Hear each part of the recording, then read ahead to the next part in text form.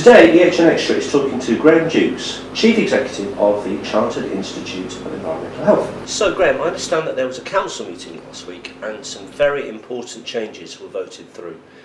Could you explain what they are, please? Yeah, sure. I mean, the Chartered Institute and indeed the environmental health profession in general are facing probably its most challenging times for over 2 decades. And that is how environmental health is being delivered on the ground and how its continued contribution to making public health a key element in new structures. The economic situation that we find ourselves in and indeed the drive towards better regulation is changing the way in which we work and we operate. And the traditional role of environmental health within local government is changing as well as a consequence of those actions. So what we've done is to change the basis of membership of the organisation. Yep. We've changed the basis for qualifications for the organisation, and we are reorientating the way in which we work with our customers, our stakeholders, and our members across the piece. Do you envisage this CIH having more members as a result of the changes? Last Friday, Council agreed to extend the membership so that we are the Chartered Institute of Environmental Health, not the Chartered Institute of Environmental Health Officers. Yes, okay. The extension, it's a recognition that there are many people who actually work to contribute to improvements in environmental health and public health, and we need to recognise those and provide support mechanisms for those people to do their job properly. The new members, what kind of people will they be? It could be technicians, it could be those people who are working within industry and in the environmental health field. It could be scientists.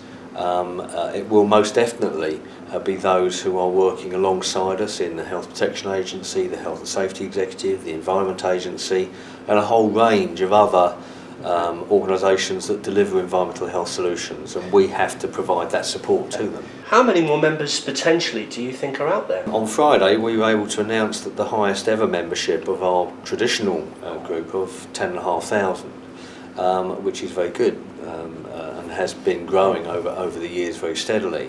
But we estimate that there are over 40 to 50,000 people delivering environmental health solutions in terms of public health development. I also understand that there have been some changes in the qualification structure. The qualifications have been gradually changing in recent years. Our students don't thank us for that, but we have designed our programmes to make people fit for purpose for the future.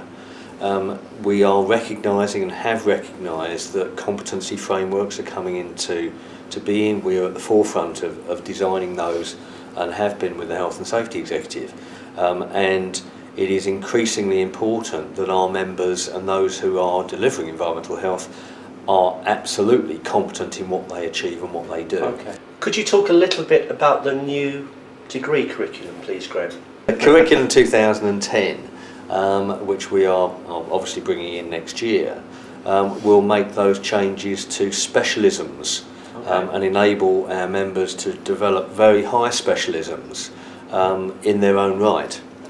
Being specialist generalist is one, but being specialist in food safety or health and safety or environmental protection is key to the new curriculum development. Do you think that this will help the placement problem? It is designed to overcome the fact that many local authorities are having difficulties in providing placements for the traditional way in which students are trained, and this will open up the availability of training placements irrespective of where those are actually taking place. So it could be in industry, it could be in local government, it could be in central government, it could be overseas. So do you see the CIH interacting with its members and customers in new ways? We have started to change the way in which we communicate with our members. We have just launched Environmental Health News, which is the new EHN hybrid, which actually provides the basis for that paper communication, which is so important, as well as campaigns, as well as information to a whole host of new people. That goes hand in hand with the e-zine that we provide, with new blogs and new methods of communication. We are now starting to email particular sectors of our membership with information that was specific to them and what they require.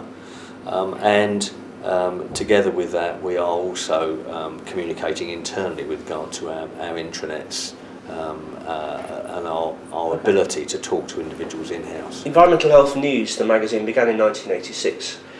Its strength has always been as a recruitment vehicle. Do you see that continuing in the future? Absolutely. EHN will be the premier place because we are getting to a much wider group of people.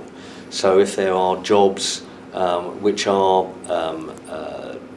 needed to be filled in particular sectors, then EHN will be the place to get that.